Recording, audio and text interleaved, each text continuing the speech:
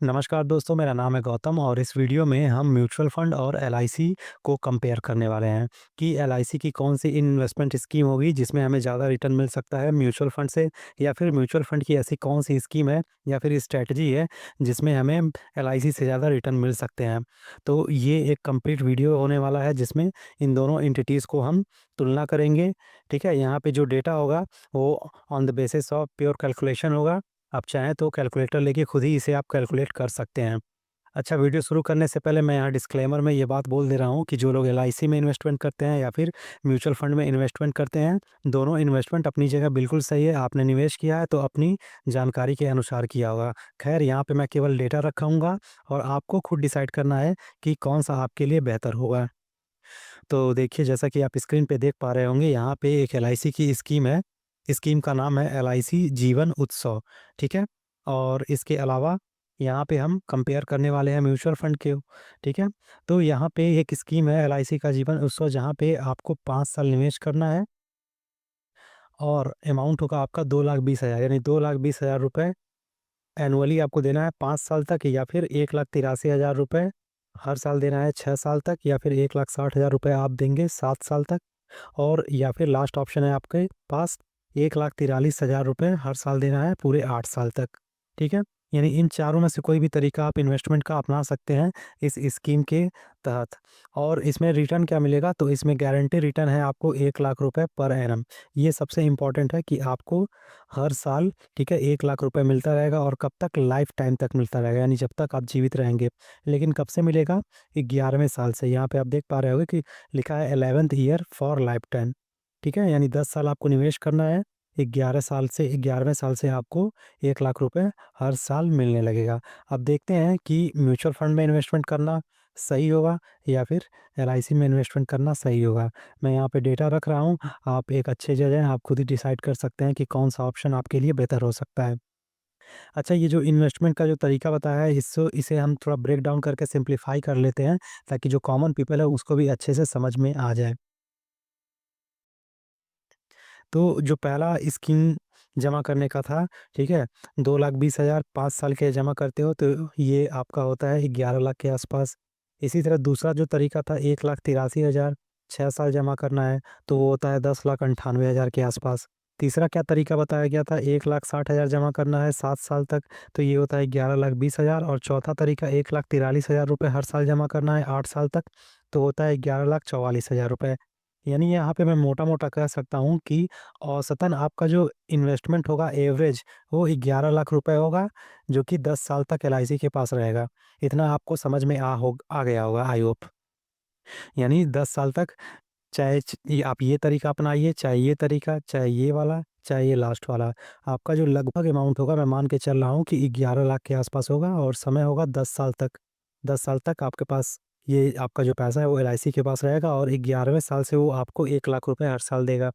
ठीक है? यहाँ पे देख रहे होंगे आप, लिखा है 1,00,000 रुपए हर साल मिलेगा, मतलब कि लगभग-लगभग वो 8,500 रुपए आपको हर महीने देगा। भाई 1,00,000 रुपए 1 साल का हो रहा है, तो 12 से भाग देंगे तो 8,350 रुपए आ रहा है आपका 1 महीने का। यानी ये अमाउंट आपको हर महीने मिलने वाला है।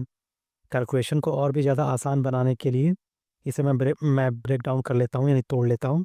भाई 1 साल में मुझे कितना देना होगा? 11,00,000 रुपए 10 साल में मुझे देने हैं एलआईसी में, यानी मेरा हर साल का इन्वेस्टमेंट कितना होगा? 1,10,000 के आसपास। और इसे मैं मंथली में अगर कन्वर्ट करूँ तो लगभग ये 9,000 रुपए पर मंथ आ रहा है। इतना तो सिंपल मैथमेटिक्स है, आपको पता होना चाहिए। तो यहाँ से साफ-साफ मुझे पता चल गया कि मेरा इन्वेस्टमेंट होगा 9,000 महीना, टाइम है 10 साल। अब इसी चीज़ को हम म्यूचुअल फंड में इम्प्लीमेंट करके देखते हैं कि अगर सेम अमाउंट, यानी 9,000 रुपए महीना 10 साल के लिए मैं म्यूचुअल फंड में डालता हूँ तो क्या मुझे रिटर्न मिलता है। तो चलिए स्क्रीन को स्विच करते हैं और देखते हैं कि हमें फाइनली रिटर्न क्या मिलने वाला है। लेकिन उससे पहले एक और इम्पॉर्टेंट चीज़ मैं यहाँ पे आपको बता देता हूँ कि कुछ मैंने स्टार्टिंग एज और एंड एज रखा है और ये है डेथ टाइम। अब ये क्यों रखा है? ताकि कैलकुलेशन को और भी ज़्यादा आसान बनाया जा सके। मान लो आप जो इन्वेस्टमेंट कर रहे हो, मुझे नहीं पता कि आपकी एज क्या है। तो फॉर एग्ज़ाम्पल अगर 20 साल की एज है, तब कितना आपको रिटर्न मिलेगा म्यूचुअल फंड में? 25 साल है, यानी इन्वेस्टमेंट आप 25 साल की उम्र में कर रहे हो तो क्या इन्वेस्ट रिटर्न मिलेगा। अगर आपकी उम्र 35 साल है, 30 साल है या फिर 40 साल है, तो इस बेस पे मैंने ये जो 1, 2, 3, 4, 5 अलग-अलग डेट ले लिए हैं, ठीक है? स्टार्टिंग एज ले लिया है और ये एंड एज ले लिया है। तो इसको मैं बता देता हूँ। देखो, सबसे कम वाला 20 साल का है। मान लो आपकी उम्र 20 साल है, 10 साल आपने एलआईसी में इन्वेस्ट किया या फिर म्यूचुअल फंड में इन्वेस्ट किया और रिटर्न आपको 30 साल बाद मिलेगा। और मान लेता हूँ यहाँ पे आपकी जो डेथ है वो 70 साल तक हो जाएगी। नॉर्मली इंडियन की जो एवरेज डेथ कैपेसिटी है ये वो 70 साल के आसपास मैं मान के चल रहा हूँ। अगर आप 80 साल 85 साल जी जाते हैं तो आपको और भी ज़्यादा बेनिफिट मिलेगा, लेकिन मिनिमम मैं मान के चल रहा हूँ कि 70 साल तक आपकी लाइफ लाइन है। तो जो इंसान 20 साल की उम्र में चाहे एलआईसी में या फिर म्यूचुअल फंड में निवेश करता है तो 10 साल तक निवेश करेगा, 30 साल में उसका मैच्योरिटी हो जाएगा, यानी अगले 40 साल तक उसे एलआईसी के अनुसार 1 लाख रुपए मिलते रहेंगे।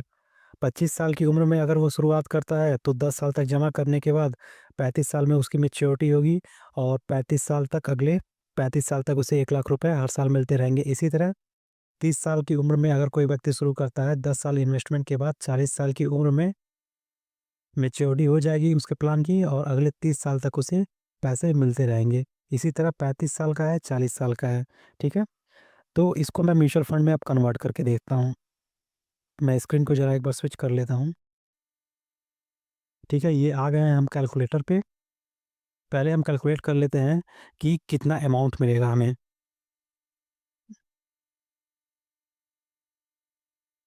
ठीक है, तो जैसा कि यहाँ पे 9000 रुपीज़ मेरा मंथली जा रहा था।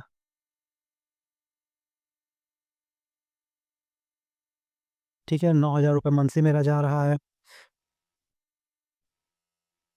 समय कितना था एलआईसी में? 10 साल था। और म्यूचुअल फंड में जो रिटर्न मिलता है वो लगभग 15 से 20% के बीच में मिल जाता है, लेकिन मैं मिनिमम मान के चल रहा हूँ कि 15% लेके चल रहा हूँ। बुरी से बुरी हालत में लोएस्ट केस में 15% का आपको रिटर्न मिल रहा है। ठीक है, एक बार मैं स्क्रीन यहाँ पे फिर से दिखा दे रहा हूँ। ये 1 साल में आपका इन्वेस्टमेंट कितना था एलआईसी में? 1,10,000। भाई 10 साल में आपका, यहाँ पे देखिए, 10 साल में पूरा आप 11 लाख रुपए जमा कर रहे थे, यानी 1 साल में 1,10,000 रुपए हुआ, यानी 9,000 रुपए पर मंथ आपका हुआ।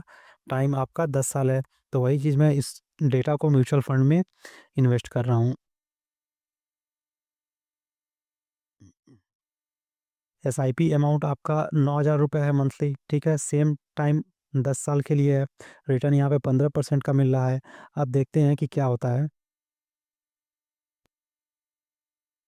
तो यहाँ से आपको साफ-साफ दिख रहा होगा कि आपका जो मैच्योरिटी वैल्यू है, यानी 9,000 रुपए महीना आपने जमा किया, पूरे 10 साल तक जिस तरह एलआईसी में जमा कर रहे थे 15% रेट के साथ आपको मिला 25 लाख रुपए के आसपास, 25,07,915 रुपए।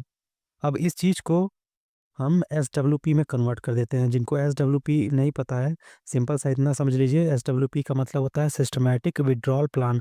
मतलब कि एक फिक्स समय के बाद, मान लो जो हम इन्वेस्टमेंट कर रहे हैं म्यूचुअल फंड में एसआईपी के थ्रू पैसा जमा कर रहे हैं, उसको ज़िंदगी पे जमा करना ही नहीं है। कुछ एक स्पेसिफिक टाइम होगा, 15 साल, 20 साल, 25 साल, 30 साल, उसके बाद उस पैसे को यूटिलाइज़ करना है, यानी थोड़ा-थोड़ा करके हमें निकालना है। तो उसी को हम सिस्टमैटिक विथड्रॉल प्लान कहते हैं। इसको मैं इरेज़ कर देता हूँ एक बार। ठीक है, तो 25 लाख रुपीज़ का आपका कॉर्पस है। इसी तरह एलआईसी में यही कॉर्पस जनरेट हुआ होगा। अब इसको हम एसडब्ल्यूपी में कन्वर्ट करके देखते हैं।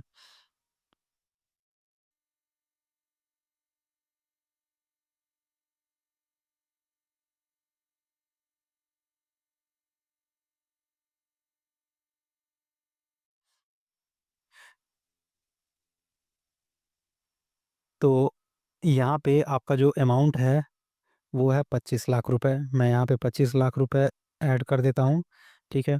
कितना वहाँ पे मिल रहा था आपको म्यूचुअल फंड एलआईसी में? 1 लाख रुपए हर साल का, यानी लगभग-लगभग आपका 8,350 रुपए महीना हुआ। तो वही पैसा यहाँ पे हम दे डाल देते हैं, 8,350 रुपए यहाँ भी आपको लेना है, ठीक है? और रिटर्न 15% का आपको मिल ही रहा है, ठीक है? अब ये जो लास्ट वाला कैटेगरी था,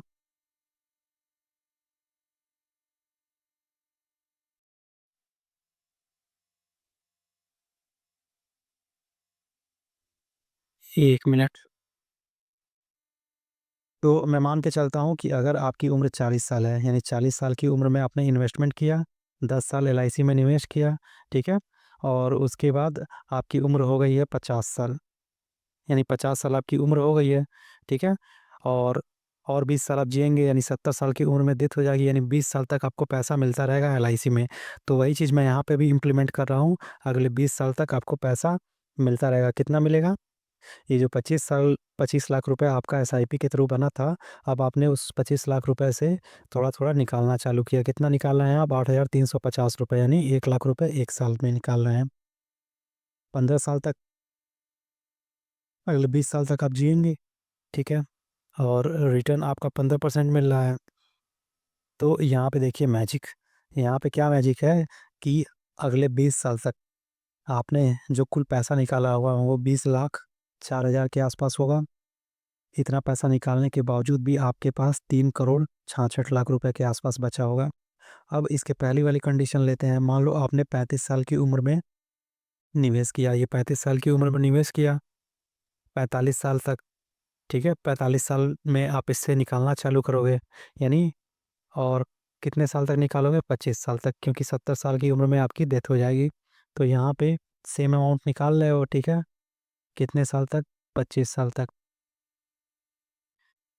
उस कंडीशन में आपका जो टोटल पैसा निकलेगा 25 लाख रुपए आप निकाल चुके होगे। यहाँ पे देखो टोटल विथड्रॉल है, 25 लाख रुपए आप निकाल चुके होगे और निकालने के बाद भी आपके पास 7 करोड़ 64 लाख रुपए बचे होंगे। ये प्योर मैथमेटिक्स है, अगर किसी को ज़रा सी भी डाउट है तो कैलकुलेटर लेके, कॉपी पेन लेके खुद बैठ जाए, खुद कैलकुलेट कर सकता है। इसमें 0.1% का भी फॉल्ट आपको नहीं मिलेगा। एक और कंडीशन देख लेते हैं इसके पहले वाला। मान लो 30 साल की उम्र है आपकी, ठीक है? जिस तरह एलआईसी में 10 साल तक आपने जमा किया, तो 40 की उम्र में आपको 1 लाख रुपए मिलना चालू हो जाएगा और अगले 30 साल तक मिलेगा। इसी तरह म्यूचुअल फंड में मान लेता हूँ 30 साल की उम्र में आपने स्टार्ट किया था, 10 साल तक आपने वो अमाउंट जमा किया और 40 साल के बाद आपने उसे निकालना चालू किया और 30 साल तक आप निकालोगे। तो यहाँ पे 30 साल में डालूँ, तो ये अमाउंट होता है 30 लाख 6 हज़ार रुपए आप निकाल चुके होंगे और उसके बावजूद भी आपका 16 करोड़ के आसपास अमाउंट बचा होगा अभी। तो ये कोई मिसगाइडेड चीज़ नहीं है, कैलकुलेशन आपके सामने है, बिल्कुल सही-सही कैलकुलेशन है, आप खुद कैलकुलेट कर सकते हैं। चलो सबसे अर्ली स्टेज वाला देखते हैं कि अगर किसी ने 20 साल की उम्र में इन्वेस्टमेंट चालू किया होता है, मान लो अगर आपकी उम्र अभी 20 साल है, 20 साल की उम्र में आपने इन्वेस्टमेंट चालू कर दिया, 10 साल जमा किया आपने, 30 साल में मैच्योरिटी हो गई, यानी अगले 40 साल तक आप पैसा निकालते रहोगे। तो वही चीज़ यहाँ पे हम देख लेते हैं, अगले 40 साल तक।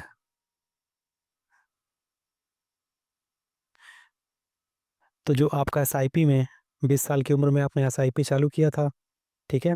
9-9 हज़ार करके वो बना, 30 तक आते-आते 25 लाख रुपए आपने अब वहाँ से निकालना चालू किया एसडब्ल्यूपी के थ्रू। हर साल 1 लाख रुपए निकाल रहे हो, मतलब कि 8,350 रुपए आप निकाल रहे हो और जब तक जियोगे, मान लो 40 साल तक जियोगे, 70 साल की उम्र में मर जा रहे हो, तो 40 साल यहाँ मैंने रख लिया, 15% का रेट आपको मिल ही रहा है। तो यहाँ पे आप देख पा रहे हो, यहाँ साफ-साफ लिखा है कि आपका जो टोटल विथड्रॉल होगा, वो लगभग 40 लाख रुपए आप ऑलरेडी निकाल चुके होगे, इसी पैसे से 25 लाख से। इसके बावजूद भी आपके मरते-मरते 70 करोड़ 95 लाख 30 हज़ार 353 रुपए आपके पास बचे होंगे। तो यही होता है power of compounding. Mutual fund power of compounding के थ्रू वर्क करता है। आपका जो पैसा है वो एक्स्पोनेंशियली ग्रो होता रहता है।